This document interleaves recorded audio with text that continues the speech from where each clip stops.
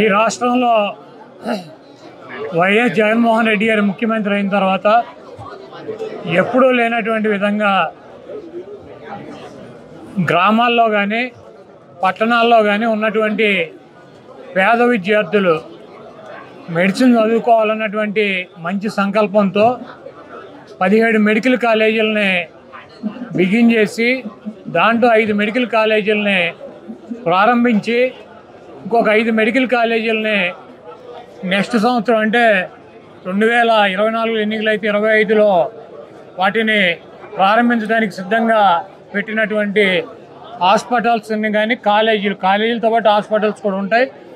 వీటన్నిటినీ ప్రైవేటీకరణ చేయాలన్నటువంటి ఒక దుర్మార్గమైనటువంటి ఆలోచనతో చంద్రబాబు నాయుడు కూటమి ప్రభుత్వం ప్రయత్నం జరుగుతుంది.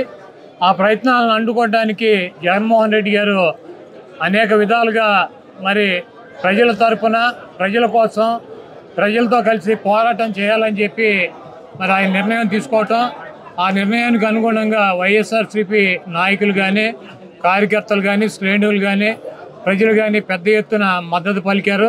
ఇప్పటికైనా ఈ దుర్మార్గమైనటువంటి ఆలోచనని విరమించుకోవాలని చెప్పి కూటమిలో ఉన్నటువంటి చంద్రబాబు నాయుడికి పవన్ కళ్యాణ్కి ఇద్దరికి కూడా విజ్ఞప్తి చేస్తున్నాను. తప్పకుండా పేద ప్రజల కోసం ఏదైతే కాలేజీలని జగన్మోహన్ రెడ్డి గారు ప్రారంభించారో వాటిని పేద ప్రజలకే అందేటట్టు ప్రభుత్వమే ఆ కాలేజీలని నడిపేటట్టు చర్యలు తీసుకోవాలని చెప్పి ప్రభుత్వాన్ని కోరుతున్నాను. అదేవిధంగా జగన్మోహన్ రెడ్డి గారి కోటి సంతకాలు సేకరించి ఆయనకి పంపిస్తాము. ఆయన గవర్నర్కి అందిస్తారు.